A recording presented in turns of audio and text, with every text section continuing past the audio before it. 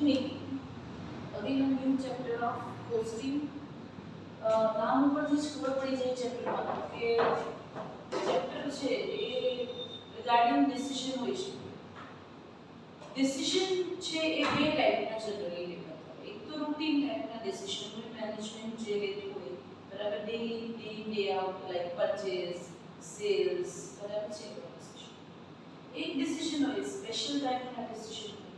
આ સ્પેશિયલ ટાઈપના ડિસિઝન છે એના માટે તમારે છે એ ટાઈમ આપવો પડે. રીઝન તો કે જો તમે આ સ્પેશિયલ ટાઈપના ડિસિઝન છે કે માની લો કે કરન્ટલી મારા પ્લાન્ટની કેપેસિટી છે 10,000 યુનિટ પ્રોડ્યુસ કરવાની છે, હું વિચારી રહી છું કે આ કેપેસિટીને એક્સપાન્ડ કરું, તો આ ડિસિઝન રૂટીન ટાઈપનું ન કહેવાય. મતલબ કે નવી મશીનરીઝ, નવી બાજુમાં થોડી ઘણી સ્પેસ જેમાં હું આ બધું નવું સ્ટાર્ટઅપ કરી શકું અને 10 ની જગ્યાએ 20,000 યુનિટ પ્રોડ્યુસ કરી શકું. તો બેટા આ ટાઈપના ડિસિઝન છે ને રૂટીન મેનેજમેન્ટના હોય નહીં. આ બધા ડિસિઝન કોણ લેવા પડે છે? Top management. And it requires special technique two decide about this question. તમે એમનેમ જ આ ટાઈપના ડિસિઝન નહીં લઈ શકો કે ચલો ભાઈ 10 અને 20 કરી દઈએ, 10 એ આટલો પ્રોફિટ પડે છે, 20 એ ડબલ મળશે. ના, એવું ના. સેકન્ડ, હજી પણ અલગ અલગ ઘણી પ્રકારના ડિસિઝન લેવાતા હોય. જેમ કે હું એમ કહું કે હું પ્રોડક્ટ A B C 3 બનાવું છું, મારા હવે D બનાવવી છે, સ્પેશિયલ ડિસિઝન. એ મેનેજમેન્ટ, રૂટીન મેનેજમેન્ટ હોય ને એ આવા ડિસિઝન ના લઈ શકે કે 3 પ્રોડક્ટ બનાવજો અને ચોથી બનાવવા માંડો ને હવે ડાયરેક્ટરને ક્યાં ટાઈમ છે જોવાનો.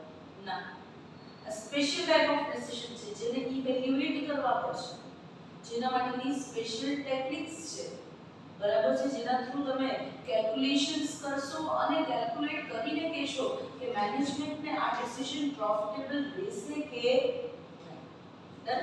ચલો, તો આપણે એ જ અલગ અલગ એવા like adding the product, dropping the product. માની લો કે હું ABC 3 પ્રોડક્ટ બનાવું છું, મારે B બંધ કરવી છે, રીઝન મને અનપ્રોફિટેબલ લાગે છે.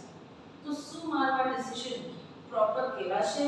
પહેલા તો હું કોણ? Routine management. હું આ મેટર છે એ પહેલા તો હું આ મેટરને પ્રેઝન્ટ કરીશ ટોપ મેનેજમેન્ટ પાસે કે મારી પાસે જો આ ડેટા છે એના ઉપરથી મને એવું લાગે છે કે બી બંધ કરી દે. પણ ટોપ મેનેજમેન્ટની અંદર છે ફાઇનાન્શિયલ ઓફિસર્સ હશે, બરાબર છે, એ લોકો ટેકનિક્સ, ડિસિઝન મેકિંગ ટેકનિકનો યુઝ કરશે અને ફાઇનલી કહેશે તમને કે શું આ પ્રોડક્ટ છે એનું પ્રોડક્શન બંધ કરવું એ પ્રોફિટેબલ છે કે નહીં. ઘણા બધા ટૂંકમાં આવા અલગ અલગ ટાઈપના ડિસિઝન છે ને એ આ ચેપ્ટરની અંદર આપણે લેવાના છે. ડન. તો આ ચેપ્ટરની અંદર ડિસિઝન થિયોરેટિકલ નથી લેવાના, આપણે પ્રેક્ટિકલી સોલ્વ કરીને સિચ્યુએશનને કહેવાનું છે કે જો આટલો પ્રોફિટ થશે કે આટલો લોસ થશે. ચલો, તો સૌથી પહેલું તો થિયરીનો ક્વેશ્ચન છે, અલગ અલગ ટાઈપના ડિસિઝન ડિસ્કસ કરેલા છે. હવે આ ચેપ્ટરની અંદર તમારે અલગ અલગ ઘણી બધી કોસ્ટ ભણવાની છે. જેમ કે ક્વેશ્ચન નંબર 2 છે, બરાબર છે, એમાં તમને અલગ અલગ ટાઈપની કોસ્ટ આપેલી છે. જેમ કે માર્જિનલ કોસ્ટ. કેને કહેશો માર્જિનલ કોસ્ટ? તો કે એક્સ્ટ્રા એક યુનિટ પ્રોડ્યુસ કરવાના કારણે જે એક્સ્ટ્રા કોસ્ટ ઇન્કર થાય છે એને કઈ કોસ્ટ કહેવાય બેટા? Marginal cost. નેક્સ્ટ એના પછી છે રેલેવન્ટ કોસ્ટ. રેલેવન્ટ એટલે કામની. કોઈ એક ડિસિઝન લેતા ટાઈમે જો કોઈ કોસ્ટ તમને અફેક્ટ કરે છે, તમારા ડિસિઝનને અફેક્ટ કરતી હોય ને એવી બધી જ કોસ્ટને કઈ કોસ્ટ કહેવાય? રેલેવન્ટ એટલે કે કામની. અચ્છા, ડિસિઝનને અફેક્ટ કરતી હોય એટલે કે 5000 યુનિટ બનાવું છું, બરાબર છે, અને જે મારી ફિક્સ કોસ્ટ થાય છે હું 6000 યુનિટ બનાવું તો ઈ જ ફિક્સ કોસ્ટ થાય, 10000 સુધી ઈ જ ફિક્સ કોસ્ટ થાય. તો બેટા એક્સ્ટ્રા 1000 યુનિટ બનાવવા માટે ફિક્સ કોસ્ટ તમારા માટે રેલેવન્ટ કહેવાય નહીં. કેમ કે ઈ તો એમને નહીં, તમે જેટલી થતી હતી એટલી 5000 યુનિટે ગણી લીધી છે. તો હવે ઈ કોસ્ટ એક્સ્ટ્રા 1000 યુનિટ બનાવું કે નહીં એના માટે ઈ કોસ્ટ કામની કહેવાય નહીં, તો એને ઇરરેલેવન્ટ કહેવાય.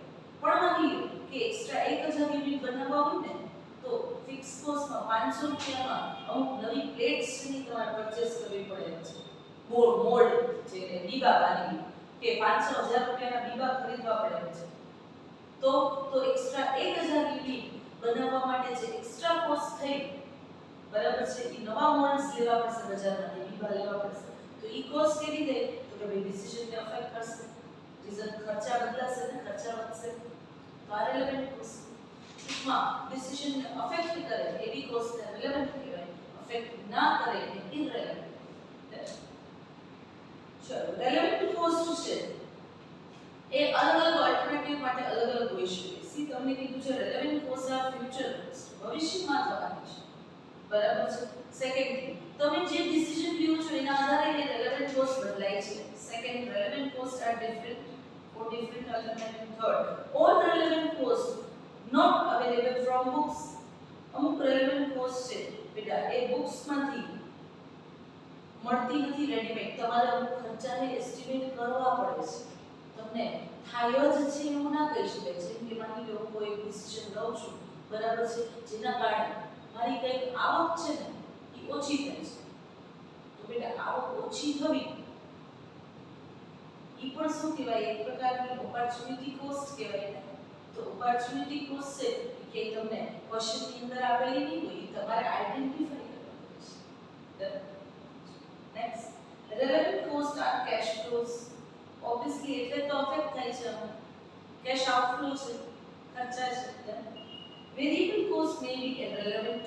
અચ્છા, વેરિયેબલ કોસ્ટ, અમુક વેરિયેબલ કોસ્ટ છે ઇરરેલેવન્ટ પણ હોઈ શકે. ક્યારે? તો કે માની લો કે લેબર, ચલો labour is a variable cost, C yes. હવે માની લો કે મને એક્સ્ટ્રા 1000 યુનિટનો ઓર્ડર આવે છે, બરાબર છે, પણ એ 1000 યુનિટ માટે મારે 15 દિવસ રોજની 2 કલાક આપવી પડે છે. હવે માની લો મેં મારા વર્કરને 8 કલાકની એમ્પ્લોયમેન્ટ ઉપર રાખ્યા છે, પણ મારે અત્યારે કામ તો 5 કલાકનું જ છે, ઓફ સીઝન ચાલે છે, પણ આ તો એક એક્સ્ટ્રા ઓર્ડર આવ્યો, બરાબર છે, તો એના માટે મારે 2 કલાકની જરૂર છે રોજની 15 દિવસ માટે, બરાબર. તો બેટા મારી ઓલરેડી કલાક કેટલી છે? 8 કલાકની માંથી હું 5 જ વાપરું છું, 3 વધે છે, તો હું રોજની 2 કલાક એમાંથી લઈ લઈશ. તો બેટા એ 2 કલાક એટલે કે લેબરને મેં એક્સ્ટ્રા તો કઈ પેમેન્ટ કર્યું નહીં, કર્યું કઈ નહીં, મેં તો ઈ જ કલાકમાં એની પાસે ખાલી વધારાનું કામ કરાવી દીધું. તો બેટા લેબર કોસ્ટ છે એ વેરિયેબલ કોસ્ટ મારા માટે કેવી બની ગઈ? ઇરરેલેવન્ટ. એટલે કે વેરિયેબલ કોસ્ટ અહીંયા શું બની ગઈ? ઝીરો. ડિસિઝન મેકિંગમાં કામ નહીં થતું. શું કામ? તો કે મારે એના માટે પેમેન્ટ જ નથી કરવું પડે, ફ્રીમાં છે. તો એક વેરિયેબલ કોસ્ટ પણ ઘણીવાર કેવી હોઈ શકે? Irrelevant. Next, differential cost. Differential cost એટલે કે 100 યુનિટ બનાવું છું અને 5000 ની કોસ્ટ થઈ છે, બરાબર છે. હવે હું 600 યુનિટ બનાવું તો કેટલી કોસ્ટ થાય? તો એક્સ્ટ્રા જે આટલા બધા યુનિટની, સી માર્જિનલ અને ડિફરન્શિયલ વચ્ચે ફેર શું? એક જ ફેર. માર્જિનલ કોસ્ટિંગ એટલે શું? તો કે એક્સ્ટ્રા એક યુનિટ બનાવવાના કારણે જે વધારાનો ખર્ચો થાય છે એને માર્જિનલ કોસ્ટ. જ્યારે ડિફરન્શિયલ કોસ્ટ એટલે શું?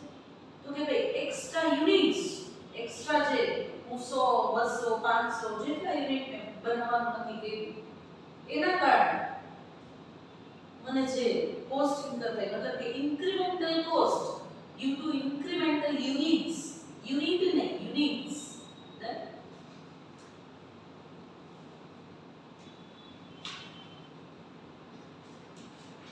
Next, sunk cost. Sunk cost એટલે જે ઓલરેડી ઇન્કર્ડ છે, પાસ્ટ કોસ્ટ પણ કહેવાય છે, કે જે ઓલરેડી તમે ભવિષ્યમાં કરી દીધી છે. તો ડિસિઝન લેતા ટાઈમે એ કોસ્ટ રેલેવન્ટ કહેવાય નહીં. જેમ કે હિસ્ટોરિકલ કોસ્ટ પણ કહેવાય અને પાસ્ટ કોસ્ટ પણ કહેવાય, બરાબર. જેમ કે મેં બિઝનેસ સ્ટાર્ટ કરતા ટાઈમે જ માની લ્યો કે 5 લાખનું એક મશીન વસાવ્યું, તો એ વસાવી લીધું. હવે મશીનની કોસ્ટ છે, માની લો એક મશીન જે મેં બ્રેડ બનાવવાનું મશીન લીધું હોય, તો એ બ્રેડની કોસ્ટમાં મશીનની કોસ્ટ એડ થાય, હે? તો બ્રેડ કેટલાની? તો કે આમ 25 રૂપિયાની, પણ મશીનરી 5 લાખની છે ને, તો મેં શું કરી દીધું? બધા યુનિટ વચ્ચે 500 મશીનના વેચી દીધા, હે? તો બ્રેડ કેટલાની? 525 ની. શું વાત? સોનાની છે. તો ભાઈ અહીંયા આ સમ કોસ્ટ છે એકવાર થઈ જાય છે પછી તમે એને યુનિટમાં એલોકેટ કરતા નથી. Opportunity cost. ઓપોર્ચ્યુનિટી કોસ્ટ એટલે શું? તો કે નેક્સ્ટ બેસ્ટ અલ્ટરનેટિવની જે ઇન્કમ છે, જે હવે તમને નહીં થાય રીઝન તમે ઓપ્શન રિજેક્ટ કર્યો છે અને બીજો સિલેક્ટ કર્યો છે. માની લ્યો કે તમે બિઝનેસ કરી શકતા હતા અને જોબ કરી શકતા હતા. માની લ્યો બિઝનેસ કરો તો મંથલી છે એ 60-70,000 અર્ન કરી શકો એમ છો, બરાબર, અને જોબ કરો તો 50,000 માની લ્યો તમને મળે એમ છે. તો તમે જોબનો ઓલ્ટરનેટિવ જતો કરશો તો એમાંથી કેટલા મળવાના હતા? 50,000. એ હવે મળશે નહીં. તો એ આ જે બિઝનેસ કરશો એના માટે એ કઈ કોસ્ટ બની ગઈ કે ઓપોર્ચ્યુનિટી કોસ્ટ, જે તમે એ ઇન્કમ માટે રિકવર ડેફિનેટલી કરી લેશો. નેક્સ્ટ એના પછીનો ક્વેશ્ચન છે તમારો, કમ્પેરિઝન કરવાની છે between marginal and decision making. ચલો, તમને બે વસ્તુ આપેલી છે, સિમિલરિટીઝ પણ આપેલી છે અને ડિફરન્સીસ પણ આપેલા છે. ફટાફટ જોઈ લઈએ. સિમિલરિટીઝ શું કહે છે? Both are technique of cost analysis. બંને કોસ્ટિંગ રિલેટેડ જ ટેકનિક છે. તમે જોઈ ગયા, માર્જિનલ કોસ્ટિંગ તમે ભણી ગયા, બીપી એનાલિસિસ કરતા હતા, એમઓએસ કરતા હતા એનાલિસિસ, બરાબર છે, એ જ બધું. Both technique are used by management for decision making. બંને ટેકનિક છે કેના માટે વપરાય? ત્યાં પણ તમે ડિસિઝન જ લેતા હતા, બરાબર છે, કે કેટલા યુનિટ સુધી પ્રોડક્શન કરવું જોઈએ, કેટલા યુનિટનું સેલ કરવું જોઈએ two gate this much profit, બરાબર. તો એ ડિસિઝન લેતા હતા ને. માર્જિનલમાં પણ સેમ અહીંયા પણ ડિસિઝન જ લેવાય છે. If there is no change in fixed cost in the problem, there would be no difference in result of both marginal and differential costing. એમાં જો ફિક્સ કોસ્ટ છે 0 કરી દીધું ને તો બેના ડિસિઝન એ સેમ આવશે. રીઝન માર્જિનલ કોસ્ટિંગ માં તમે ફિક્સ કોસ્ટ છે, બરાબર છે, એ તમે કન્ટ્રીબ્યુશન માંથી માઈનસ કરતા હતા. Next, both techniques are based on behavior of cost under different અલગ અલગ સિચ્યુએશન ની અંદર કોસ્ટમાં શું ચેન્જ આવે છે, બંને ટેકનિક એ જ એનાલાઇઝ કરે છે. ડિફરન્સીસ શું છે? તો કે marginal technique does not consider fixed cost at all. આપણે ડિસિઝન છે ત્યાં બધા જ કન્ટ્રીબ્યુશન બેઝ લેતા, ફિક્સ્ડ કોસ્ટ ને કન્સિડર કરતા નહોતા, એટલે તો એને અલગ પાડતા હતા, બરાબર, અને કન્ટ્રીબ્યુશન માંથી માઈનસ કરતા. while differential costing takes into account changes in the fixed cost. as a decision making છે એ fixed cost ના change ને consider કરે છે. differential costing is not incorporated in accounting records. It is used as an analysis technique separately, though they may be incorporated in budgets. However, marginal costing system may be incorporated in accounting system. accounting system એટલે કે તમે જે financial accounts prepare કરો છો, at that time તમે અમુક concept છે કે અકાઉન્ટિંગ રેકોર્ડ ની અંદર માર્જિનલ ના રેકોર્ડ કરશો. જ્યારે ડિસિઝન મેકિંગ તો ઓપી બોડી લે છે ડિસિઝન, બરાબર, એટલે કોઈ અકાઉન્ટિંગ થતું. the technique used by marginal costing are contribution approach. હમણાં જ મેં કીધું કે ટોટલી ડિસિઝન લેવાય છે કેના બેઝ? Contribution base.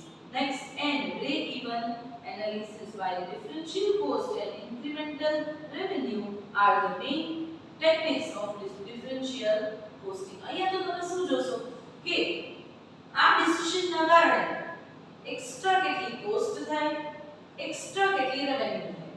જો રેવન્યુ કોસ્ટ કરતા વધારે હોય તો ડિસિઝન એક્સેપ્ટ કરાતા નીચે. marginal cost is based on variable cost only, while differential cost may be used both under absorption and marginal costing. Marginal costing is concerned with short-term decision, while differential costing બેટા અહીંયા તો તમે વિચારો છો કે extra એક unit produce કરું કે નહીં, સોરી એક્સ્ટ્રા પ્રોડક્ટ પ્રોડ્યુસ કરું કે નહીં, લાઈક A B C 3 બનાવું છું ને D બનાવું કે નહીં, બેટા તો આ લોંગ ટર્મ ડિસિઝન કહેવાય. આમાં વારેઘડીએ હેરફેર થાય નહીં. માની લો કે નવી પ્લાન્ટ કેપેસિટી છે એ ડેવલપ કરું કે નહીં, તો બેટા નવી પ્લાન્ટ કેપેસિટી છે એ પણ લોંગ ટર્મ ડિસિઝન કહેવાય. રીઝન બહુ મોટું એવું ઇન્વેસ્ટમેન્ટ હશે આમાં, તો આ બધા ડિસિઝન શોર્ટ ટર્મ કહેવાય નહીં, બરાબર. ડિસિઝન મેકિંગ ના સમ્સ છે એમાં તમે લોંગ ટર્મ ડિસિઝન લો છો, જ્યારે માર્જિનલ કોસ્ટિંગમાં શોર્ટ ટર્મ. હવે આ ચેપ્ટરની અંદર તમારે અરાઉન્ડ 8 થી 9 પ્રકારના જે 9 પ્રકારની મેટર્સ છે બરાબર એના રિલેટેડ ડિસિઝન કેમ લેવાના એ શીખવાનું છે. જેમ કે ડિસિઝન લેવાનું છે first of all make or buy decision. Make or buy એટલે કે એક્સ્ટ્રા એક યુનિટ છે એ પ્રોડ્યુસ કરવું કે નહીં તો તમે માર્જિનલ કોસ્ટિંગમાં શીખવા. પણ અહીંયા મેક ઓર બાય શું સમજાવે છે કે માની લો હું કોઈ પ્રોડક્ટ છે મેન્યુફેક્ચર કરું છું લાઈક માર્કર બરાબર. આ માર્કરની અંદર હું અત્યારે કરન્ટલી શું કરું છું ખબર એસેમ્બલિંગ કરું છું. એસેમ્બલિંગ માને કે જે ઉપરનો જે બોડી પાર્ટ છે બરાબર એ બારોબારથી પરચેસ કરું છું. ઇંક છે એ પણ રેડીમેડ ઇંક રિફિલ જે પેલી હોય એ પરચેસ કરું છું. પછી શું કરું બેને મારે ત્યાં જોઈન્ટ કરી લઉં બરાબર. મસ્ત મજાનો રેપર છે મારે મારી કંપની જે કંઈ પણ હોય એનો લોગો આવે એ કરી દઉં છું. ફર્ધર એને સેકન્ડરી પેકિંગ કરું છું અને પછી બજારમાં વેચું છું. પણ હવે મને વિચાર થયો છે કે મારી પાસે 20% 30% કેપેસિટી આઈડલ પડેલી છે. રિસોર્સિસ એમને પડ્યા છે, જગ્યા છે, મજૂર છે બરાબર, આજુબાજુમાં ટ્રાન્સપોર્ટેશન સર્વિસ આજુબાજુમાં મળે જે ઇલેક્ટ્રિસિટી પૂરતી છે બરાબર. તો મેં વિચાર્યું કે ભાઈ આ જે ઇંક છે ને આ બોડી પાર્ટ ભલે બારોબારથી રેડીમેડ આવે પણ ઇંક છે ને ઇંક બરાબર છે ઈ આપણે મેન્યુફેક્ચર કરીએ. જે અત્યાર સુધી શું કરતા હતા બાય કરતા હતા એ હવે શું કરીએ મેક. તો આને કેવું ડિસિઝન કહેવાય decision regarding make or buy. તો આ ડિસિઝન છે એ મેનેજમેન્ટ લેશે. તો શું જોશે તો કે ભાઈ જો એ કમ્પોનન્ટ કે એ પાર્ટ અત્યાર સુધી જે આપણે બારોબારથી લેતા હતા તો એમાં કેટલી કોસ્ટ થતી હતી અને જો ઘરમાં બનાવશો તો એમાં કેટલો ખર્ચો થશે. ઈ બે વચ્ચેનો શું લેશું ડિફરન્સ બરાબર છે. જો માની લો કે બનાવવાનો ખર્ચો છે એ વધારે થાય છે તો આપણે બારોબારથી ઇંક પરચેસ કરીએ. ક્લિયર થાય. તો આના રિલેટેડ સમ્સ જોવાના છે. આપણી પાસે છે આના માટે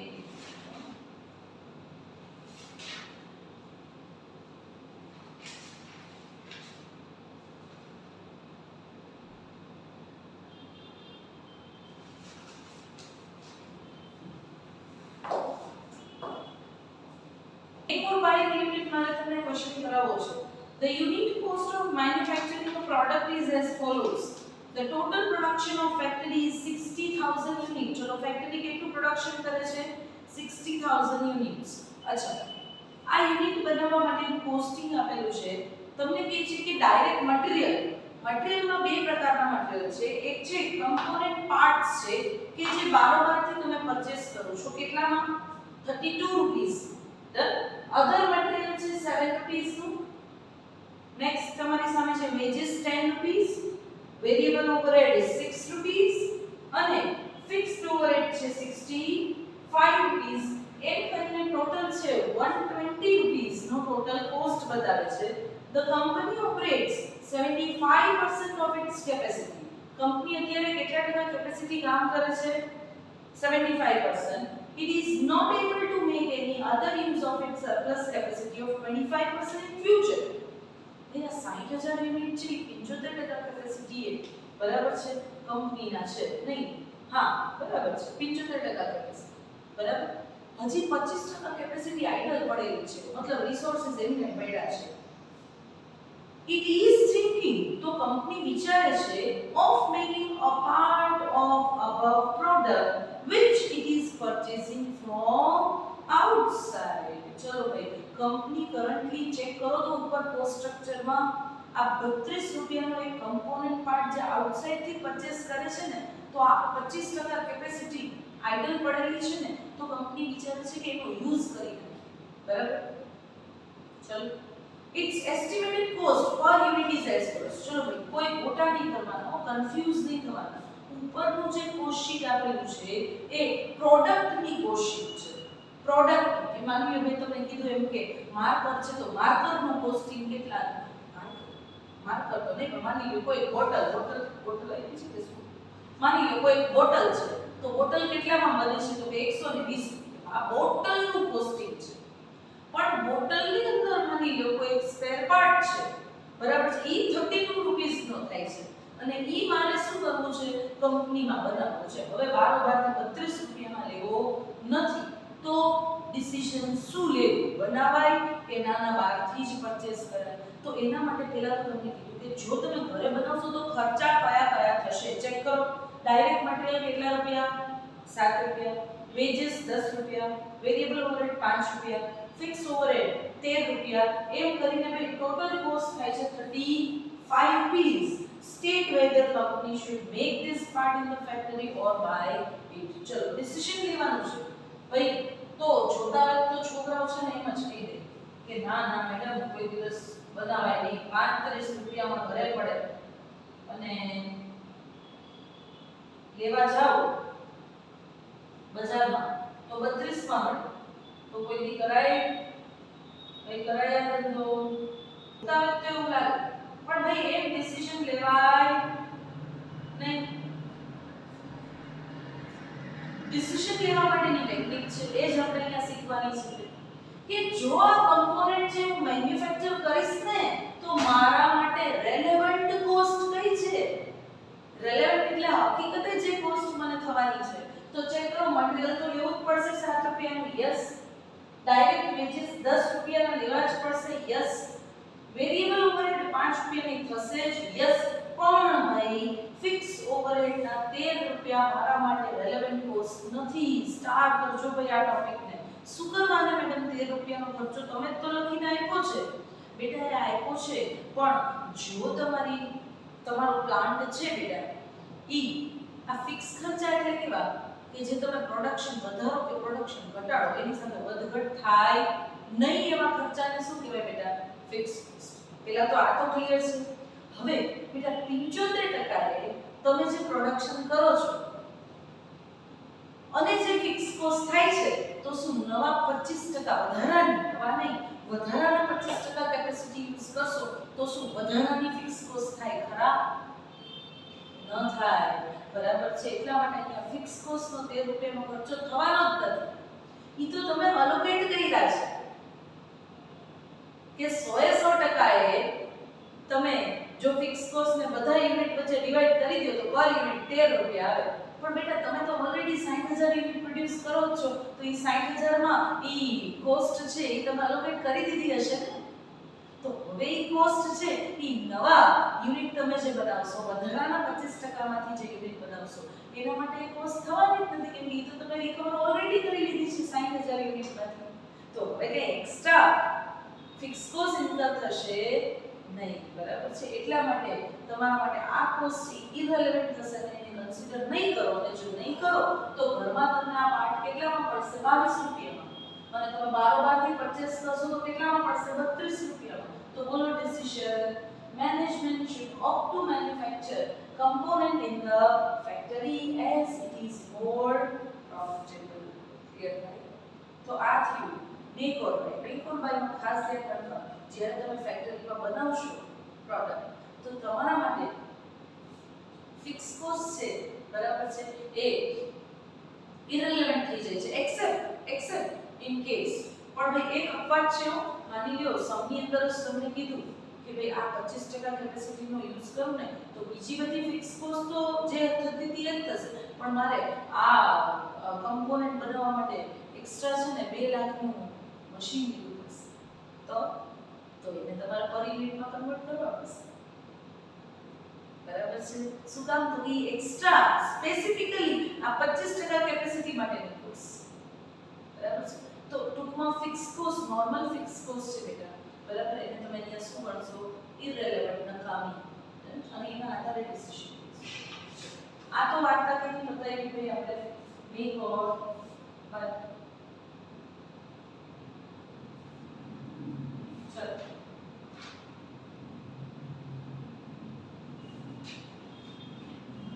હવે મેક ઓર બાય પછી છે. અચ્છા, આજે આપણે જોયું બેટા, હમણાં જે ક્વેશ્ચન જોયું ને તમારા લેખાનો ક્વેશ્ચન નંબર 1 હતો. આ તો શું મેક ઓર બાય ની સાથે સાથે એનો કન્સેપ્ટ પ્રેક્ટિકલી પણ સમજી લઈએ તો આપણે વધારે ક્લિયર. તો અહીંયા મેંગો બાઈટ અને છે. હવે એના પછીનો ક્વેશ્ચન છે તમારી પાસે. અચ્છા, પણ મેંગો બાઈટમાં એક ચોખવટ, જ્યારે થિયરીનો ક્વેશ્ચન પૂછાય છે ત્યારે તમે ઘણા બધા ટોપિક્સ એને લખી શકશો કે ભાઈ મેક વાળો ઓપ્શન છે ને, મતલબ કે મેડમ વાહ જો 22-32 રૂપિયાનો જે કમ્પોનન્ટ છે ને એ 22 રૂપિયામાં 10 રૂપિયાનો પર યુનિટ ફેર પડે મેડમ, તો ઘરે જ બનાવવાય, બારોબારથી લેવાય નહીં. પણ બેટા ટૂંકમાં અહીંયા તો ગેપ હતો ને થોડો મોટો હતો. ઘણીવાર કેવું થાય કે 2-5 રૂપિયાનો ગેપ હોય ને બેટા તો આ વસ્તુ ન કરાય. ભલે 12 થી 5 રૂપિયા મોંઘા લઈ લેવાય. શું કામ ખબર છે? તો કે અમુક વસ્તુ કેવી છે કે માની લો કે તમે અત્યારે 75% કેપેસિટી વાપરો છો, બરાબર છે? આ જે પ્રોડક્ટ 120 રૂપિયા વાળી જે બનાવો છો એ અત્યારે 75% કેપેસિટી, પણ માની લો કે સીઝનના 2 મહિના એવા જાય છે કે જ્યાં તમે 100% કેપેસિટી વાપરવી પડે છે. એ પ્રોડક્ટ બનાવવા પાછળ છે. તો પ્રોડક્ટના કમ્પોનન્ટ બનાવવા માટેની કેપેસિટી નહીં હોય તો 2 મહિના માટે કમ્પોનન્ટ બહારથી લેવા જશું ને પેલા, તો એ કમ્પોનન્ટ છે ને 5 રૂપિયા નહીં 15 રૂપિયા મોંઘો લેશે સપ્લાયર. શું કામ? કેમ કે હવે સપ્લાયરના તમે કોણ બની ગયા? કોમ્પિટિટર. આ તો ખાલી એને ખબર છે કે આ 2 મહિના પીક સીઝન છે ને એટલે આપણે પાસે તૈયાર માલ લઈએ છે, બાકી તો ઘરે બનાવવા માંડ્યા છે. તો અહીંયા તમારે રિલેશન્સ પણ મેન્ટેન કરવા માટે ઘણીવાર કોઈ વસ્તુ છે એ મોંઘી તમને ખબર છે છતાંય લઈ લેવી પડે છે, બરાબર છે? તો અમુક વસ્તુ છે એ કન્સિડર કરશો, એવું જરૂરી નથી આંકડા ઉપરથી ડિસિઝન લેવા. ઘણીવાર તમને તમારા ધંધાની ઈઝનેસ છે, બરાબર, ઈઝીનેસ છે એ પણ તમે મેજર કરશો, એ પણ ચેક કરશો. અને મોંઘું હોવા છતાંય ઘણીવાર તમારે ખર્ચો કરી જ દેવો પડે છે, બરાબર? શું કામ? તો કે તમારું પ્રોડક્શન છે સ્મૂથ રાખવા, બરાબર? ચલો, તો આ બધી મેટર પણ તમે લખશો, બરાબર? થિયરીના ક્વેશ્ચન પૂછાય છે ત્યારે. હવે તમારી પાસે થિયરીનો જે છે ક્વેશ્ચન નંબર 5 દેખાય છે થિયરી, પણ આની અંદર 4 ટોપિક એડ કરેલા છે ને 4 પાછા પ્રેક્ટિકલ છે, બરાબર છે? જોઈએ. સૌથી પહેલા ડિસિઝન લેવાનું છે રિગાર્ડિંગ એડિંગ અ પ્રોડક્ટ. ચલો, અહીંયા તમને એડિંગ અ પ્રોડક્ટની 4 પ્રકારના મેં કીધું ડિસિઝન લેવાના છે. એક તો determining production mix. determining suitable product mix એટલે શું? તો કે ભાઈ હું માની લો 4 યુનિટ બનાવું છું A B C D, તો A ના કેટલા, B ના કેટલા, C ના કેટલા અને D ના કેટલા યુનિટ બનાવું, આ ડિસિઝન. તો પહેલું ડિસિઝન લેવાનું ધંધાની અંદર આ કે હું 4 પ્રોડક્ટ અને 402 પ્રોડક્ટ બનાવતી હોઉં ને તોય મારે નક્કી કરવું પડે કે A ના કેટલા યુનિટ અને B ના કેટલા યુનિટ. તો એકડી બગડી ના થતી હોય અહીંયા ડિસિઝન લેવાતા હોય પ્રોપરલી, બરાબર છે? તો એ ડિસિઝન લેવા માટે નંબર 1 છે અહીંયા ડિસ્કસ કર્યું છે determining suitable production mix. Second, adding અ પ્રોડક્ટ. મેં તમને કીધું હતું કે A B બે બનાવું છું, C એડ કરવી છે, કરાય કે નહીં. Third, dropping a product. A B C 3 બનાવું છું, C ને કાઢવી છે, કઢાય કે નહીં. નંબર 4, ફર્ધર પ્રોસેસ, સેલ ઓર ફર્ધર પ્રોસેસિંગ. હું કોઈ પ્રોડક્ટ છે, બરાબર છે, એમાં અમુક પ્રોસેસ જ કરું છું અને વેચી દઉં છું, પછી આગળ પ્રોસેસિંગ કરીને નવી પ્રોડક્ટ પણ બની શકે છે.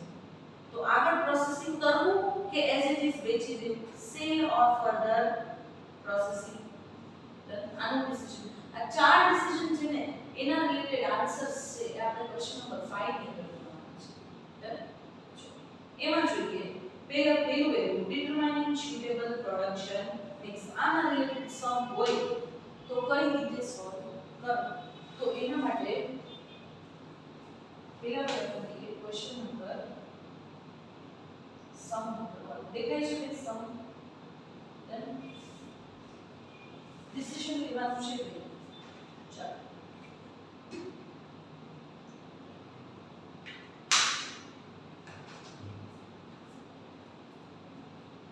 સમ નંબર 1 તમારી સામે જ છે. The directors of Ashi Limited are considering the sales budget for the next budget period. ચલો ભાઈ, નેક્સ્ટ યર નું બજેટ ડિસાઈડ કરી રહ્યા છીએ આપણે. ખર્ચાનું બજેટ હોય તો પ્રોડક્શન તો પહેલા કરવું પડે. પ્રોડક્શન કેટલું કરશો એના ઉપરથી ખર્ચા કેટલા થશે એ ખબર પડશે. ડન?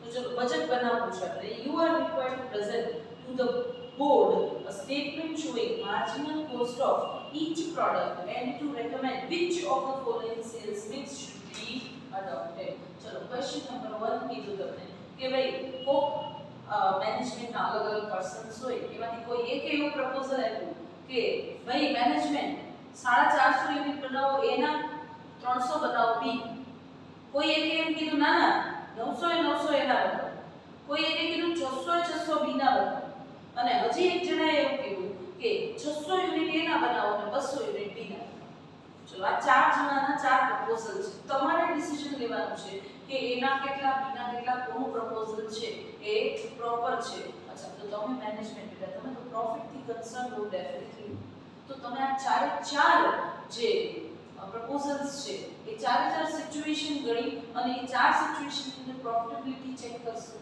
ડન ચલો પણ એના માટે તમારી પાસે ડેટા હોવા જોઈએ કોસ્ટના જેમ કે તમને આપેલું છે કે ફિક્સ ઓવરહેડ કેટલા થાય છે 10000 પર યર ચલો આખા વર્ષનો ફિક્સ ખર્ચો 10000 નેક્સ્ટ ડાયરેક્ટ લેબર છે એ કેટલા છે જુઓ તો 50 પૈસે પર આવર ચલો 1 કલાકના 50 પૈસા બરાબર અને 20 કલાક છે બરાબર પ્રોડક્ટ એની 1 યુનિટ બનતા કેટલી કલાક થાય છે 20 કલાક અને કલાકના 50 પૈસા તો લેબરની કોસ્ટ કેટલી થઈ બેટા 10 રૂપિયા થઈ પર યુનિટ રીઝન પર યુનિટ 20 કલાક જોઈએ છે અને 20 કલાકનું પેમેન્ટ કેવી રીતના છે તો કે દરેક કલાકે 50 પૈસા તો કલાકના 10 રૂપિયા પ્રોડક્ટ બી માં 30 કલાક જોઈએ છે 1 કલાકના 50 પૈસા તો 30 કલાકના 15 રૂપિયા તો 1 યુનિટ બનાવવા માટે લેબર કોસ્ટ થાય છે એ માટે 10 રૂપિયા બી માટે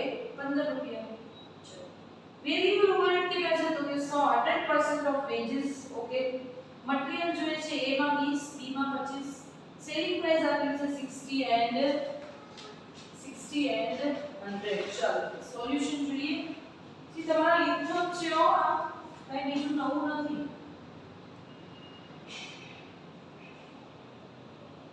ચાલો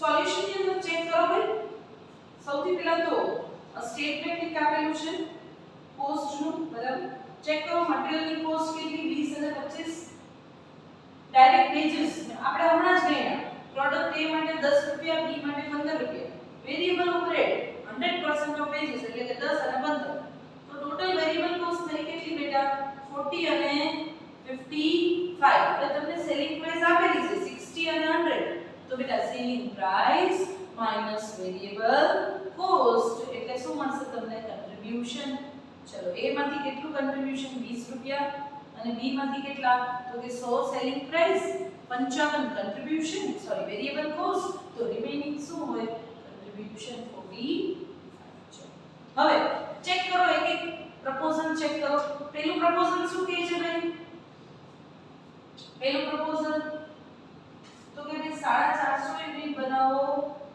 એના અને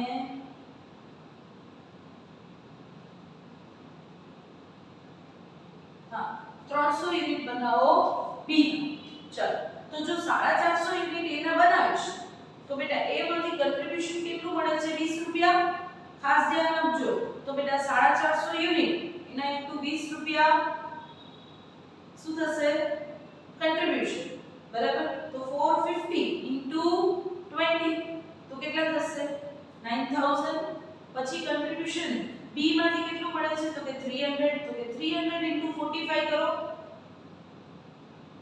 તો કેટલા થશે 13500 એટલે ટોટલ કન્ટ્રીબ્યુશન કેટલું થયું 22500 એમાંથી ફિક્સ કોસ્ટ કરો કન્ટ્રીબ્યુશન માઈનસ ફિક્સ કોસ્ટ એટલે શું આવે પ્રોફિટ તો ફિક્સ કોસ્ટ 10000 માઈનસ કરી તો પહેલા ઓપ્શનમાં પ્રોફિટ કેટલો આવે છે 12500 ચલો આવી જ રીતના બીજો ઓપ્શન ચેક કરીએ હવે બીજો ભાઈ શું કહે છે કે 900 યુનિટ બનાવો કેના ખાલી એ બી બનાવો જ કામ ઓકે તો કન્ટ્રીબ્યુશન કેટલું મળે છે તો કે 900 યુનિટ અને એ નો કન્ટ્રીબ્યુશન 20 રૂપિયા તો 900 into 20 એટલે 18000 એમાંથી ફિક્સ કોસ્ટ 10000 કરો માઈનસ એટલે આ તો પ્રોફિટ ખાલી 8000 મળે આના કરતા તો ઉપરનો ઓપ્શન સારો હતો કાઈ વાંધો નહીં હજી ત્રીજો જોઈએ ભાઈ ત્રીજો કે છે 600 યુનિટ બીના જ બનાવો એ બનાવો ઓકે તો 600 યુનિટ પર યુનિટ કન્ટ્રીબ્યુશન કેટલું 45 તો 600 into 45 કરો એટલે 27000 એમાંથી ફિક્સ કોસ્ટ 10000 કરો માઈનસ તો આવશે ઓ માય ગોડ 17000 સરસ ચલો હજી ચોથો ભાઈ કહે છે કે A ના 600 અને B ના 200 તો A માંથી કન્ટ્રીબ્યુશન કેટલું 600 ગુણ્યા 20 એટલે 12000 અને 200 ગુણ્યા 45 એટલે 9000 ટોટલ કન્ટ્રીબ્યુશન 12 ને 9 21 એમાંથી ફિક્સ કોસ્ટ કરો 10000 માઈનસ એટલે પ્રોફિટ આવશે 11000 ભાઈ ડિસિઝન બોલો સિમ્પલ તમારી સામે જ છે શું લેશો ડિસિઝન તો કે ભાઈ પ્રોડક્ટ છે ને પ્રપોઝલ છે ને ઈ સી વાળું જે છે ને ઈ બેટર છે રીઝન એમાં હાઈએસ્ટ પ્રોફિટ 17000 નો છે તો ખાલી બી ના 600 યુનિટ બનાવવા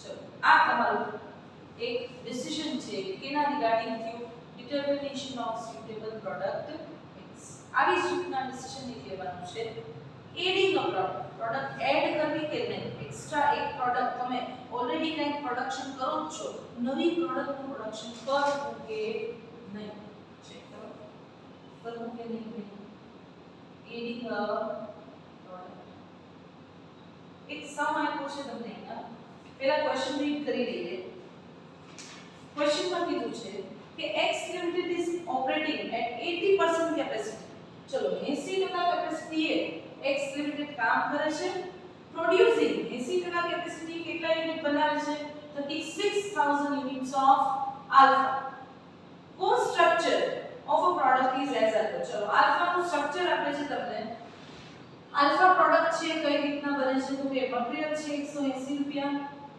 વેજીસ છે 150 રૂપિયા એમાં ₹50 પર આર કલાકના 50 આપો છો તો બેટા કેટલી કલાક વપરાણી હશે અહીંયા 3 કલાક વપરાણી હશે આલ્ફા બનાવવા માટે ડન અને કલાકના 50 એટલે 150 ઓવરહેડ 120 ટોટલ ખર્ચો છે કેટલો ઓવરહેડ્સ કીધી છે મતલબ ઓવરહેડ્સ માં કોઈ પણ હોઈ શકે ફિક્સ અને વેરીએબલ બરાબર ચલો ટોટલ કોસ્ટ કેટલી 450 રૂપિયા કરંટ સેલિંગ પ્રાઇસ કેટલી છે 500 rupees okay variable overhead are absorbed on the basis of direct labor ચાલો તો ઓવરહેડ ના ટોટલ 120 રૂપિયા છે ઉપર ટેબલમાં જુઓ દેખાણું વેરી ગુડ ચલો હવે એમાંથી ભાગ પાડવા માટે તમને કહે છે કે variable overheads are absorbed on the basis of direct labors ચલો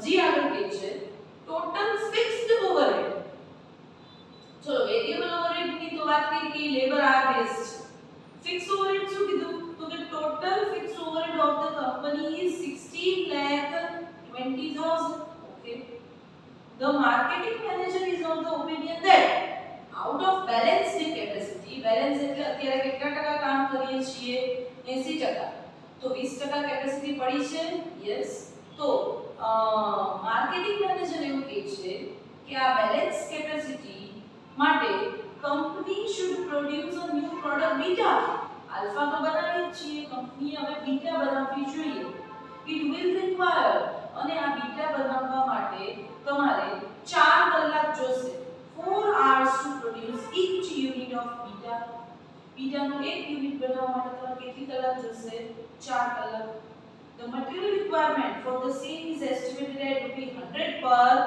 unit ચલો એના માટે મટીરીયલ જોશે 100 રૂપિયા it is expected that beta can be sold at 480 per unit in the market આ બીટા છે ને એ 480 માં વેચાય છે selling price the finance manager ચલો ઉપરનો કયો મેનેજર હતો માર્કેટિંગ મેનેજર નીચે કોણ આવ્યો finance manager is of the company has come up with an alternative to operate at full capacity and to produce only alpha finance manager આવે છે એમ કે છે ના માર્કેટિંગ મેનેજર મારી પાસે એક ઓપ્શન છે કે આ 20% કેપેસિટી માંથી બીટા ન બનાવો અને પૂરેપૂરા આલ્ફા બનાવી નાખો બરાબર છે this will increase the fixed cost પણ આલ્ફા જો પૂરા કરવા હશે ને વધારે બનાવવા હશે ને તો ફિક્સ કોસ્ટ વધારાની 3 લાખ રૂપિયાની કરવી પડશે તો આ રેલેવન્ટ કોસ્ટ કહેવાય then you are appointed as a management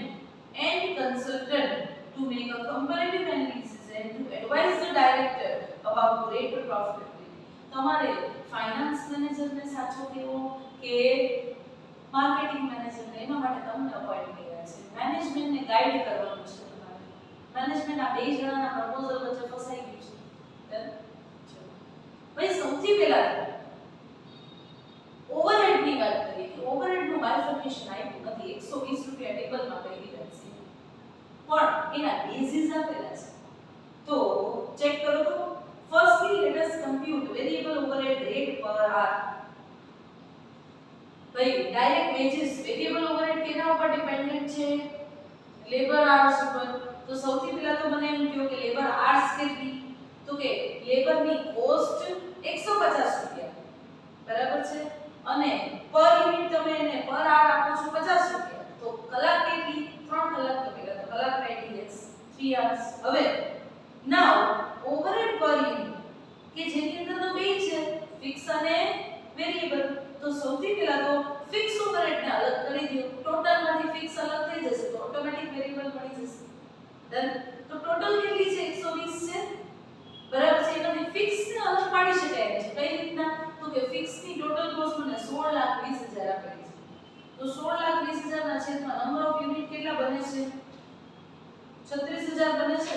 તો પર યુનિટ કેટલા? 45. તો બેટા 45 120 માંથી ફિક્સ ઓવરહેડ હોય તો 75 શું હોય? Variable overhead. ડન. ચલો હવે 75 શું થઈ? વેરિયેબલ ઓવરહેડ, બરાબર. 75 વેરિયેબલ ઓવરહેડ. પણ નંબર ઓફ આર્સ કેટલી? 3 hours. તો પર આર વેરિયેબલ ઓવરહેડ કેટલી થઈ બેટા? 25 રૂપિયા થઈ પર આર. હવે ફૂલ કેપેસિટી તમે કેટલા યુનિટ બનાવી શકશો? તો કે ભાઈ 80% એ 36,000. તો 100% એ કેટલા? તો કેટલા બનાવી શકશો? 45,000. ચલો હવે કરંટ પહેલા તો તમને સિચ્યુએશન પ્રેઝન્ટ કરેલી છે કે 80% એ હાલત શું છે? તો ચેક કરો તો 80% એ ટોટલ સેલ્સ કેટલું થાય છે? 36,000 યુનિટ. એના ઇન્ટુ 500 રૂપિયા સેલિંગ પ્રાઇસ માઈનસ કરી તમે વેરિયેબલ કોસ્ટ. એમાં મટીરીયલ ના 180 રૂપિયા, વેજીસ 150, વેરિયેબલ ઓવરહેડ 75, બરાબર. આ વેરિયેબલ કોસ્ટ માઈનસ કરી તો શું મળ્યું? Contribution. Contribution minus fix overhead કેટલી? 16,20,000. તો ટોટલ પ્રોફિટ કેટલો થયો? 18 લાખ. આ પ્રેઝન્ટ સિચ્યુએશન શો કરે છે. અત્યારે તમે 36,000 યુનિટમાં 18 લાખ રૂપિયા કમાવો છો, બરાબર. હવે આગળ કહે છે કે if company operated full capacity as per financial manager proposal, મતલબ કે પૂરેપૂરો આલ્ફા બનાવી. ચલો પેલા એનું પ્રપોઝલ છે એ આપણે ચેક કરીએ. ડન. સી તમારી પાસે લીધું છે જો આ તો ખાલી અહીંયા રાખું છું.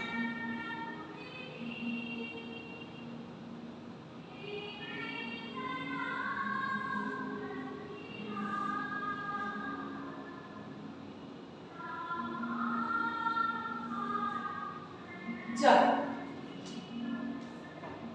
માની લ્યો કે આપણે આલ્ફાના 36,000 યુનિટ બનાવીએ છીએ. હવે આલ્ફાના 36 ની પૂરેપૂરા 45 આલ્ફાના બનાવવા છે. તો બેટા એક્સ્ટ્રા કેટલા યુનિટ બનશે? તો કે 45 બનાવીએ, 36 બનાવતા તો એક્સ્ટ્રા યુનિટ 9,000 બની જશે. ચેક કરો. Yes, extra 9,000 unit. પણ આ એક્સ્ટ્રા 9,000 યુનિટની કોસ્ટ એ જોવી પડશે. તો પહેલા તો ચેક કરીએ કે એક્સ્ટ્રા 9,000 મને એક્સ્ટ્રા પ્રોફિટ કેટલો મળે છે. તો કે આલ્ફા કેટલામાં વેચાશે? 500 માં વેચાશે આલ્ફા. તો 9,000 ગુણ્યા 500 એટલે રેવન્યુ થઈ ગઈ માઈનસ. કોસ્ટમાં ચેક કરો. મટીરીયલની કોસ્ટ, વેજીસની કોસ્ટ, વેરિયેબલ ઓવરહેડની કોસ્ટ એટલે કન્ટ્રીબ્યુશન આવી ગયું 8,55,000. એમાંથી ફિક્સ કોસ્ટ બધી નહીં બેટા. Fix cost total 16,20,000. તો હું 36,000 યુનિટમાંથી કાઢી લઉં છું. જો આગલા સ્ટેટમેન્ટમાં ચેક કરો.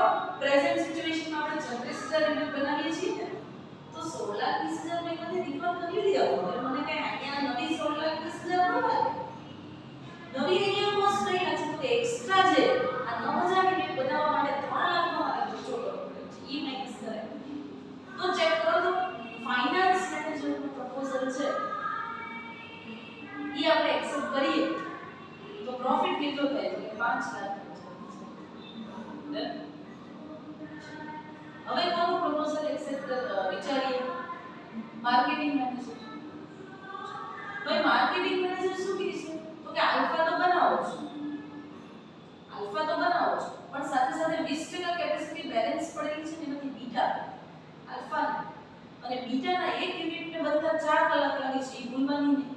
ડિવિઝન આલ્ફાના એક યુનિટને બનતા કેટલી કલાક લાગે છે? 3 કલાક. બરાબર છે. તો પેલી વર્કિંગ નોટ તો મારે એ જ કરવી પડશે કે મારી પાસે કલાક કેટલી છે, કેમ કે ગયા પ્રપોઝલમાં તો મેં ડાયરેક્ટલી એમ કહી દીધું કે 45 માંથી 36 અત્યાર સુધી બને છે, તો નવા કેટલા? શું કામ કહેવું વિચાર્યું? કેમ કે આલ્ફા જ બનાવવાના. તો આલ્ફા બનાવવાતા આલ્ફા જ બનાવતી હતી, હજી વધારાના આલ્ફા જ બનાવવાના છે, તો કઈ ટેન્શન નતું. મેં ડાયરેક્ટલી 45000 માંથી 36000 માઈનસ કરીને કહી દીધું કે ભાઈ 9000 આલ્ફાના યુનિટ બની જશે. પણ એ આને એમ નહીં થાય હો કે ભાઈ ટોટલ 45000 યુનિટ એમાંથી 36000 આલ્ફા તો 9000 બીટા નહીં થાય. શું કામ? કેમ કે બેટા આલ્ફાને એક યુનિટ બનતા 3 કલાક લાગે છે, જે બીટાના એક યુનિટને બનતા 4 કલાક લાગે છે. તો આલ્ફા જેટલા બીટા બની શકે નહીં. તો પેલા તમારે કલાક કાઢવી પડશે કે મારી પાસે કલાક કેટલી પડેલી છે. બરાબર છે. એના ડિવાઇડ બાય ટોટલ જે આર્સ એક્સ્ટ્રા આર્સ છે એના ડિવાઇડ બાય 4 કરીશ ને તો મને નંબર ઓફ યુનિટ બીટા મળશે. બરાબર છે. તો પેલા તો ચેક કરો કે આર્સ કેટલી. તો કે ભાઈ માની લ્યો કે હું આલ્ફા બનાવું તો કેટલી આલ્ફા બને? 9000 આલ્ફા બને. તો એક આલ્ફાના યુનિટને બનતા કેટલી કલાક થાય છે? 3 કલાક. તો ટોટલ કલાક કેટલી થાય? 9000 યુનિટ અને 3 કલાક. બરાબર. તો 27000 કલાક મારી પાસે હોય. એ આ 27000 કલાક છે ને એને ડિવાઇડ બાય 4 કરીશ ને તો હું કહી શકીશ કે બીટાના હું કેટલા યુનિટ બનાવી શકીશ? તો કે 6750. આ વસ્તુ સ્ટાર છે. છોકરાઓ અહીંયા મિસ્ટેક કરી જાય છે. બરાબર. ચલો તો 6750 મારી બીટાના યુનિટ એના ઇન્ટુ બીટાનો એક યુનિટ 480 માં વેચાશે. તો ઇન્કમ મળી ગઈ. ચલો ખાસ ધ્યાન આપજો અહીંયા પણ. પહેલા તો મટીરીયલ 100 રૂપિયાનું જોશે એમ કીધું. તો 6750 into 100 પછી વેજીસ માં 4 કલાક થઈ છે એક યુનિટ બનતા. બરાબર છે. અને કલાકના કેટલા આપો છો? 50 રૂપિયા. બરાબર છે. તો અહીંયા કેટલા થશે બેટા? 5 4 20 200 રૂપિયા થશે. બરાબર. અને એના into number of unit 6750. Variable overhead તો વેરીએબલ ઓવરહેડ નો રેટ તમે ફાઇન્ડ કરી લીધો આગળ જ 25 રૂપિયા. તો 25 પર આર છે ને, નંબર ઓફ આર કેટલા? અહીંયા 4 3 નહીં, ત્યાં એટલા માટે જ 25 તેરી 75 વેરીએબલ ઓવરહેડ થઈ ગયું. અહીંયા કેટલી થશે? 25 4 100 વેરીએબલ ઓવરહેડ થશે. રીઝન અહીંયા 4 કલાક થઈ છે બધા. બરાબર. ચલો તો કન્ટ્રીબ્યુશન માઈનસ ફિક્સ કોસ્ટ અહીંયા કાઈ થશે નહીં. Reason extra fix cost beta માટે કાઈ કીધી નથી તો લઈ આવવાની નહીં. ચલો તો સ્ટેટમેન્ટ અગર આપણે પ્રોફિટેબિલિટી નું જોઈએ તો બેટા જો તમે એક બીટા બનાવશો તો કરન્ટલી 18 લાખનો પ્રોફિટ પ્લસ બીટામાંથી 5,40,000 એટલે ટોટલ પ્રોફિટ થશે 23,40,000. જો માર્કેટિંગ મેનેજરના ડિસિઝન પ્રમાણે પ્રોફિટ થશે 23,40,000 અને ફાઇનાન્સ મેનેજર છે બરાબર એના પ્રમાણે જશો તો 18 લાખનો કરન્ટલી પ્રોફિટ થાય છે, એમાં 5,55,000 એડ કરો તો ટોટલ પ્રોફિટ કેટલો થશે? 23,55,000. તો ભાઈ કોનું ડિસિઝન એક્સેપ્ટ કરાય? કેમાં વધારે પ્રોફિટ છે? તો કે આલ્ફા બનાવશો ને તો 23,55,000 એટલે 15,000 વધારે પ્રોફિટ થશે. તો શું બનાવાય ભાઈ? આલ્ફા જ પ્રેફર બનાવાય. Done.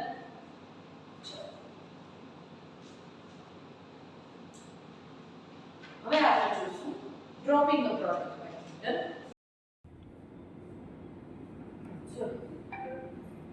Question number 10. Due to industrial depression, plant is running at present at 50% of its capacity. The following details are available.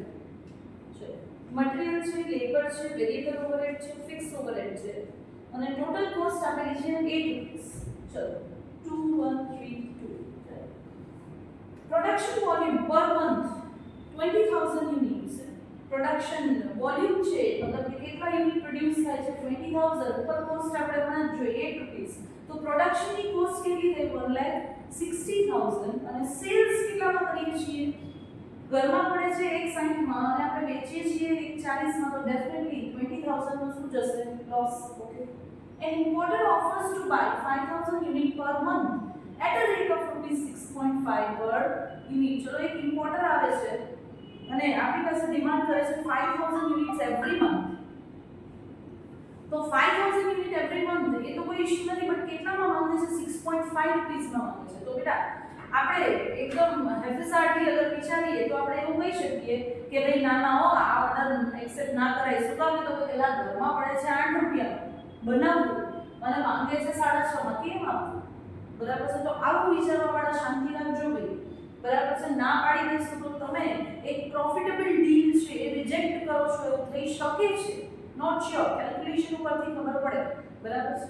અચ્છા આગળ જોઈએ. but the company hesitates. ભાઈ તમારી જેમ જ કંપની અચકાય છે, હેઝિટેટ અચકાય છે. શું? to accept the company hesitates to accept the offer as it fears. કેમ કે કંપનીને બીક લાગે છે. શું ભાઈ? that it might increase the operating losses. કે ભાઈ આ જે લોસ કરન્ટલી 20000 નો છે ને એ કદાચ લોસ હજી પણ વધી જાય તો. બરાબર છે. Okay. advise whether the company should accept or reject these offer. ચલો ભાઈ તો તમે કહો કે આ ઓફર એક્સેપ્ટ કરાય કે નહીં. ભાઈ તો એક વાત સાંભળજો કે તમે 1:40 માં એમ કહે છે, ચેક કરો આ તમારા ક્વેશ્ચન નંબર 7 જે થિયરીનો ક્વેશ્ચન છે ને બેટા, એમાં જ આ ઇલસ્ટ્રેશન જોઈન્ટ આપેલું છે. બરાબર છે. એ ક્વેશ્ચન નંબર 7 માં જ ભેગું આ એક ઇલસ્ટ્રેશન છે, એ જ આપણે કરીએ છીએ. તમારી સામે જ આન્સર એ છે. બરાબર કે 1:40 માં આપણે વેચીએ છીએ તો સેલિંગ પ્રાઇસ કેટલી થઈ? 20000 યુનિટ બનાવીએ છીએ અને 1:40 માં વેચીએ છીએ તો 7 રૂપિયા સેલિંગ પ્રાઇસ થઈ. બરાબર છે. હવે 7 રૂપિયાની કેલ્ક્યુલેશન કરી આપણે તો પર યુનિટ કેલ્ક્યુલેશન અને ટોટલ કેલ્ક્યુલેશન રાખો. બરાબર. 7 રૂપિયા પર યુનિટ છે. હવે આપણું forward sales minus variable cost contribution કાઢીએ તો વેરીએબલ કોસ્ટ કઈ છે આપણી પાસે? Material, labour, overhead. Total variable cost કેટલી થઈ? 2 1 ને 3 એટલે કે 6. 7 માંથી 6 જાય વેરીએબલ કોસ્ટના તો કોન્ટ્રીબ્યુશન કેટલું વધે? રૂપિયો. બરાબર છે. અને ફિક્સ કોસ્ટ કેટલી છે? 2 રૂપિયા પર યુનિટ તો 20000 યુનિટ તો 40000 થયા. બરાબર. એ માઈનસ કરો એટલે રૂપિયાનું જે છે એ લોસ પર યુનિટ છે અને રૂપિયામાં જોવા જાવ તો 20000 રૂપિયાનો લોસ છે. કોણ હોશિયાર લોકો અહીં ધ્યાન આપજો કે 1 રૂપિયાનું કોન્ટ્રીબ્યુશન પોઝિટિવ છે. હવે એ ક્યારે પોઝિટિવ છે? જ્યારે 7 રૂપિયાની સેલિંગ પ્રાઇસ હોય ત્યારે કોન્ટ્રીબ્યુશન રૂપિયો. તો સેલિંગ પ્રાઇસ 6.5 રૂપિયા જેવો ઇમ્પોર્ટર માંગે છે આપણી પાસેથી 6.5 માં તો બેટા કોન્ટ્રીબ્યુશન કેટલું મળશે એમાં? તો કે 6.5 સેલિંગ પ્રાઇસ, 6 રૂપિયા વેરીએબલ કોસ્ટ તો 0.5 રૂપિયા શું થશે તમારું કોન્ટ્રીબ્યુશન જે પોઝિટિવ છે. બેટા કોન્ટ્રીબ્યુશન પોઝિટિવ એટલે 0.5 રૂપિયાનું કોન્ટ્રીબ્યુશન. બરાબર છે. હવે તમે યુનિટ કેટલા આપવાના છો? એટલે 5000 યુનિટ તો 5000 યુનિટ પર યુનિટ તમને 0.5 કોન્ટ્રીબ્યુશન તો બેટા 2500 રૂપિયા તમને મળશે. મિડલ તો ફિક્સ કોસ્ટ ક્યાં નાખશો? બેટા ફિક્સ કોસ્ટ ઇરરિલેવન્ટ થાય. શું કરવાને? તો કે આ 40000 ની ફિક્સ કોસ્ટ છે ને એ હંમેશા ફિક્સ કોસ્ટ કેટલા ટકા કેપેસિટી હોય? બેટા 100% એ. બેટા આ રેટ હોય માની લો અહીંયા 20000 યુનિટ બનાવો કે માથે ઇમ્પોર્ટરના ઓર્ડરના 5000 યુનિટ બનાવો, 25 બનાવો કે 20 બનાવો. શું માની લો આનું રેન્ટ હોય ફિક્સ કોસ્ટ છે તો શું ફિક્સ કોસ્ટ બદલાશે ખરા? નહીં. તો તમે આજે 20000 યુનિટ બનાવો છો ને એમાંથી તમે તમારી પૂરેપૂરી ફિક્સ કોસ્ટ એકવાર શું કરી લીધી? રિકવર કરી લીધી. હવે કંઈ વધારાના 5000 યુનિટ બનાવો તો શું વધારાની ફિક્સ કોસ્ટ થાય? ફિક્સ કોસ્ટ ક્યારે પર યુનિટ હોય? તો ભાઈ ફિક્સ કોસ્ટ તો 40000 છે તો તમે આમાંથી રિકવર કરી એના કારણે તો 20000 નો લોસ આવ્યો. તો હવે આ 5000 એક્સ્ટ્રા યુનિટ બનાવો છો એમાં ફિક્સ કોસ્ટ કાંઈ ચડાવવાની હોય નહીં. તો બેટા આ ફિક્સ કોસ્ટ જે 2 રૂપિયા કે 40000 છે ને એ તમારા માટે હવે કેવી બની ગઈ? નકામી. તમે રિકવર કરી લીધી તમારા 20000 ના યુનિટમાંથી. તો એક્સ્ટ્રા 5000 ના યુનિટ ઉપર કાંઈ એક્સ્ટ્રા ફિક્સ કોસ્ટ થાય નહીં. ક્લિયર થાય છે ભાઈ? ડન. ચાલો તો હવે આપણે અહીંયા આન્સરમાં ચેક કરીએ કે ભાઈ જો ઇમ્પોર્ટર 6.5 રૂપિયા લેખે માંગે તો શું થશે? તો કે therefore contribution will generate by 0.5. કઈ રીતના? તો કે 6.5 રૂપિયા સેલ્સ પ્રાઇસ, 6 રૂપિયા વેરીએબલ કોસ્ટ એટલે 0.5 શું થઈ ગયું? કન્ટ્રીબ્યુશન અને કન્ટ્રીબ્યુશન પ્રમાણે જોવા જાય તો કેટલા રૂપિયા મળશે તમને તો કે 0.5 * 5000 એટલે 2500 રૂપિયા મળશે જો 20000 યુનિટમાં તમને શું જાય છે 20000 નો લોસ અને વધારાના 5000 યુનિટમાં મળે છે 2500 તો નેટ ઇફેક્ટ શું આવી 20000 નો લોસ પ્લસ 2500 એટલે 17500 થયા તો બેટા જો તમે ફોરેન ઓર્ડર એક્સેપ્ટ કરશો તો તમારો લોસ છે ને ઈ 2500 થી ઘટી જશે એટલે કે 17500 નો તમારો નેટ લોસ થશે તો બેટા લોસ ઘટે ઈ સારું જ કહેવાય ને તો બોલો તમે ઓર્ડર છે એક ઝાટકે જોઈને ના પાડી દીધી હોય તો તમે તમારો લોસ ઘટાડી ના શકો ક્લિયર થાય છે તો ભાઈ આના કારણે શું થાય છે તમારો લોસ ઘટે છે તો ઓર્ડર એક્સેપ્ટ ડન હવે આના જેવો જે ક્વેશ્ચન નંબર 10 છે અનસોલ્ડ ની અંદર ક્વેશ્ચન નંબર 10 છે બરાબર છે ઈ ફોરેન માં ઓર્ડર રિલેટેડ છે એ તમે જોઈ લેજો બરાબર છે અને હવે એક્સ્ટ્રામાં મારે તમને એક કરાવવો છે સમ નંબર 14 પહેલા તો બરાબર અનસોલ્ડ માં કહું છું બરાબર જે પાછળ તમારા અનસોલ્ડ ક્વેશ્ચન છે ને એમાં એક ક્વેશ્ચન નંબર 14 છે એ એક ક્વેશ્ચન આપણે અત્યારે જોઈએ બરાબર ચેક કરો ક્વેશ્ચન નંબર 14 બાકી બધા ઓલમોસ્ટ આપણે જે જોયેલા છે એ જ ટાઈપના છે બરાબર ક્વેશ્ચન નંબર 14 ને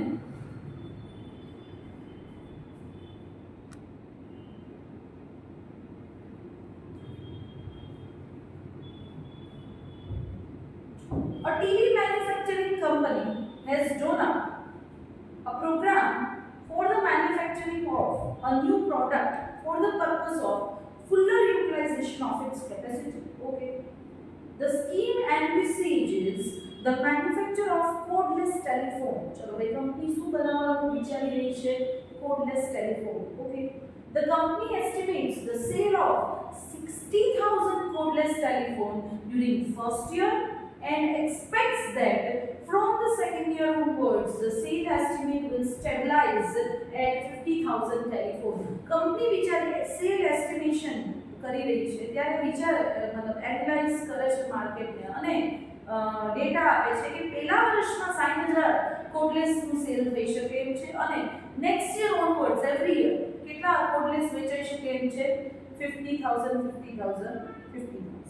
આગળ ઓકે the new product मतलब कि telephone needs one component the requirement of which is initially proposed to be made by way of purchase from the market at ₹106 per unit ભાઈ આ કોડલેસ ટેલિફોન બનાવવા માટે એમાં એક કમ્પોનન્ટ વપરાય છે ઈ તમે બહારથી પરચેઝ રેડીમેડ કમ્પોનન્ટ પરચેઝ કરી શકો એમ છો કેટલામાં 106 માં બેટા ક્યાંક ને ક્યાંક આ સમ કેના રિલેટેડ હશે મેક ઓર બાય શું કામ ખબર મને એક કમ્પોનન્ટની વાત કરી એના ઉપરથી હું એક્સપેક્ટ કરી શકું કે ભાઈ આ કંપનીનું ડિસિઝન કેના રિગાર્ડિંગ કંપની શું માંગતી હશે આપણી પાસે ડિસિઝન કે આ 106 રૂપિયામાં કમ્પોનન્ટ જે બહારથી લઈએ છીએ એ ઘરે બનાવાય કે કદાચ આ ટાઈપનું હોય છે બરાબર છે અચ્છા આગળ જોઈએ however if company desires to manufacture the component in its factory પણ જો કંપની આ કમ્પોનન્ટ જે અત્યારે 106 માં લે છે જો કંપની પોતે ઘરે બનાવવાનું વિચારે તો it has two alternative proposal તો એની પાસે બે ઓપ્શન અવેલેબલ છે એક તો ઈ કમ્પોનન્ટ મશીન A થી એ બને એમ છે અને મશીન B થી પણ બને એમ છે પણ જો મશીન A ઇન્સ્ટોલ કરો ને તો મશીનની કોસ્ટ છે 72 લાખ અને B ઇન્સ્ટોલ કરો ને તો B ની કોસ્ટ છે 48 લાખ ઓકે A ની લાઈફ છે 12 years B ની પણ લાઈફ છે 12 years okay fix overhead other than depreciation on machinery બરાબર છે પર એનમ મતલબ મશીનના ડેપ્રિસિએશન સિવાયની ફિક્સ કોસ્ટ કેટલી છે 7,50,000 A માં 5 lakh B variable expenses A માં કેટલા આવે છે પર યુનિટ ઓછા આવે છે 84 એટલે તો મશીન મોંઘું છે A અને B માં આવે છે 90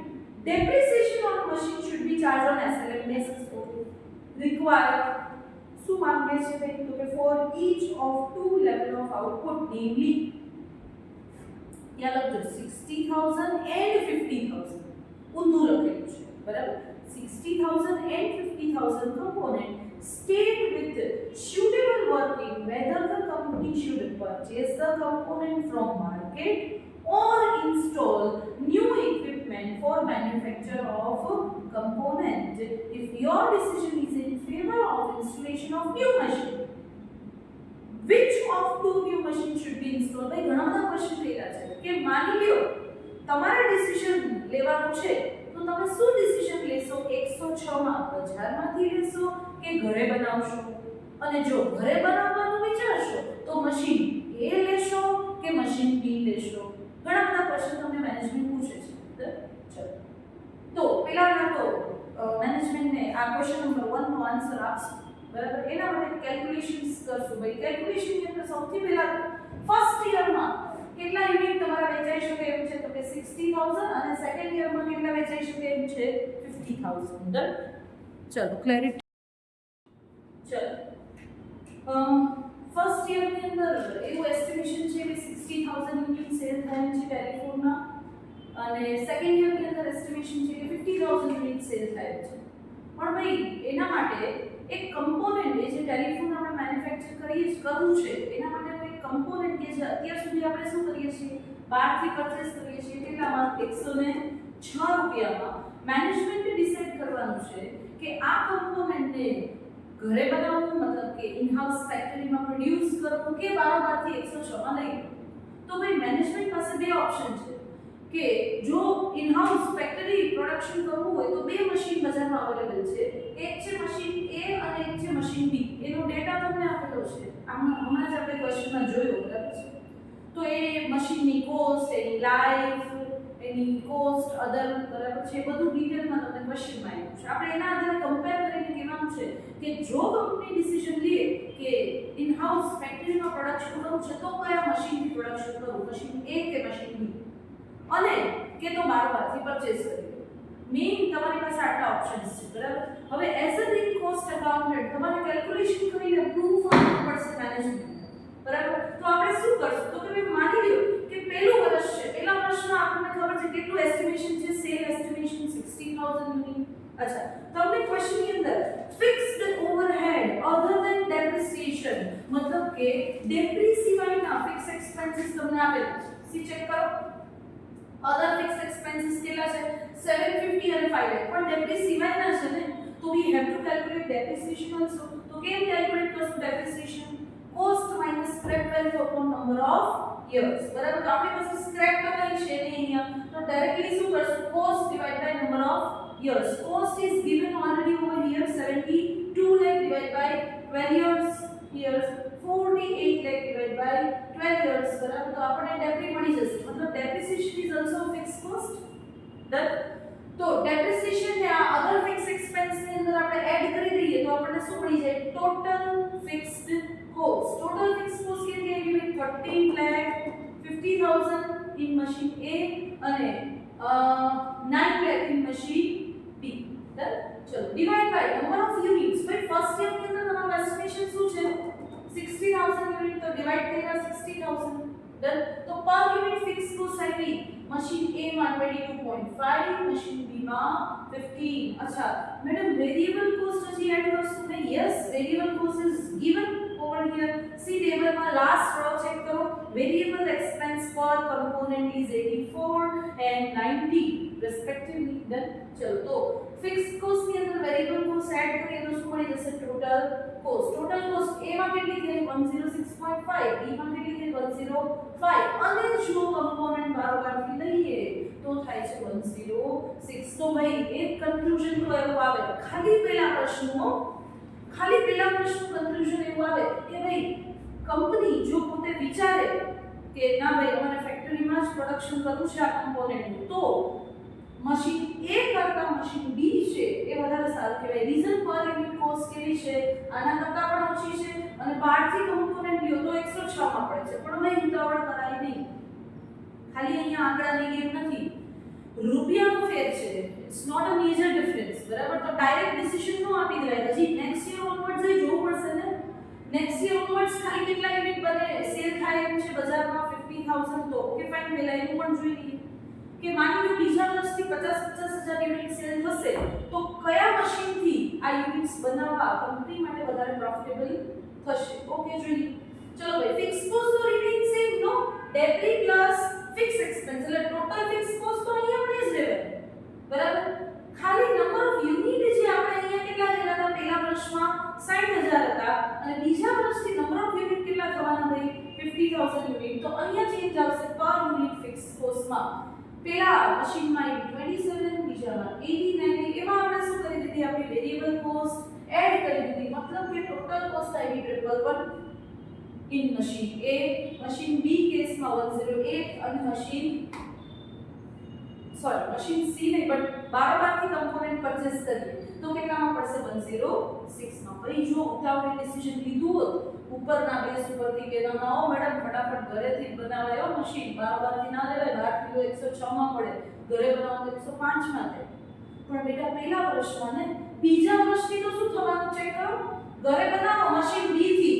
હવે યાર એવું તો ના હોય ને કે પહેલું વર્ષ આ બધા મશીન છે બેટા એ મશીનરીઝ છે કોસ્ટલી હોય. સી ચેક કરો આ જ મશીન છે તો 48 લાખનું છે તો પહેલા વર્ષે તમે એમ કહો કે મેડમ એક કામ કરો પહેલા વર્ષે મશીન B લઈ લો પછી બીજા વર્ષે મોંઘું દેખાણું તો એમ કીધું ના ના ઓ 12 થી લઈ લો 106 બેટા આ કઈ ગેમ નથી બરાબર. 48 લાખનું ઇન્વેસ્ટમેન્ટ છે તો કંપની છે કે એવું ના કરી શકે કે એક વર્ષ ઘરે બનાવીને પછી મશીન વેચી દઈને પછી બહારથી પરચેસ કરે ને ના ના ના એવું કંઈ ના થાય. તો તમારે બંને કેલ્ક્યુલેશનને કમ્પેર કરીને કેવું પડશે ડિસિઝન. મેનેજમેન્ટને શું કહેશો ડિસિઝન તમે તો કે company can purchase machine B for first 60,000 unit for first year for 60,000 unit. ભાઈ પહેલા વર્ષના 60,000 યુનિટ માટે વાંધો નહીં મશીન B સારું છે પણ એવું તો ન કહેવાય ને કે એક વર્ષ માટે ખરીદો મશીન પછી બીજા વર્ષે વેચી નાખજો. ના ના એવું ન કહેવાય.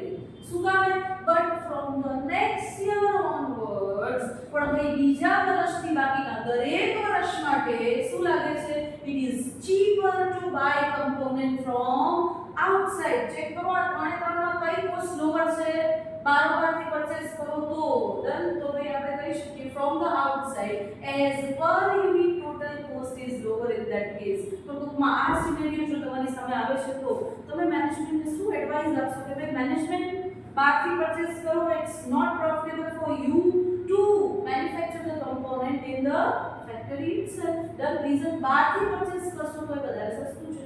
ઓકે હવે માની લો મેનેજમેન્ટ તમને સી ક્વેશ્ચનની અંદર તમને સેકન્ડ પોઈન્ટ એવો પૂછે છે કે what would be your decision in case the forecast of requirement from second year onwards मतलब કે આ ફર્સ્ટ યર માં તો 60,000 પણ માની લો કે આ 50,000 ની જગ્યાએ ફોરકાસ્ટિંગ કેટલું થઈ જાય 1 lakh component instead of ભાઈ ત્યાં ચેન્જ કરવાનો છે 50,000 મિસ્ટેક છે લીધા ધ instead of 50,000 બરાબર આ જે 50,000 છે એની જગ્યાએ જો તમારું એસ્ટિમેશન રિવાઇઝ થાય છે અને 1 લાખ યુનિટ નું થાય છે તો તમે મેનેજમેન્ટને શું એડવાઇસ આપશો એ જ ભાઈ જે કેલ્ક્યુલેશન કરીને આપશો અહીંયા આપી એવી જ રીતના કેલ્ક્યુલેશન ચેક કરો ભાઈ ટોટલ ફિક્સ કોસ્ટ કેટલા 13,50,000 એ તો પહેલા અહીંયા જ ગણી લીધા.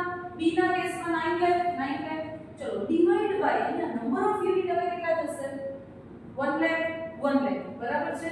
અચ્છા પર યુનિટ ફિક્સ કોસ્ટ કેટલી આવી 13.5 અને 9 અને વેરીએબલ કોસ્ટ તમને આપેલી છે 8490 ટોટલ કોસ્ટ પર યુનિટ. વાહ સી ચેક કરો મશીન A માં તમારી ટોટલ કોસ્ટ કેટલી આવે છે 97.5 મશીન B માં 99 અને આઉટસાઇડ થી જો કમ્પોનન્ટ પરચેસ કરો તો કેટલા થશે 106. તો ભાઈ ડિસિઝન હવે શું આપશો ઇન ધીસ કેસ ડેફિનેટલી દેખીતું છે કે બીજા વર્ષથી હરેક વર્ષ માટે તમારા માટે શું પ્રોફિટેબલ છે તો કે ઘરે બનાવો કમ્પોનન્ટ એ જ પ્રોફિટેબલ છે અને ઘરે પણ કયા મશીનથી બનાવો મશીન A થી. રીઝન પર unit cost is lower in that case.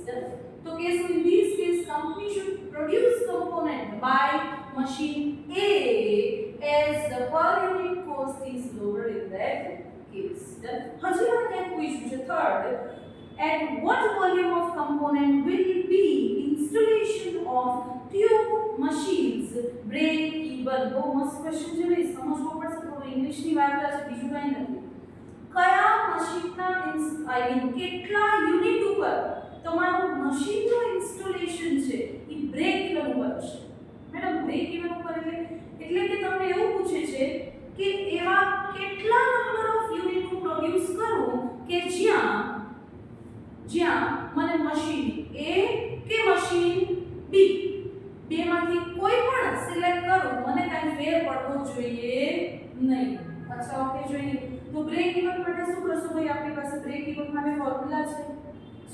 Fix કોસ્ટનો અને વેરિયેબલ કોસ્ટનો ચેન્જ એલિમિનેટ કરી નાખશું.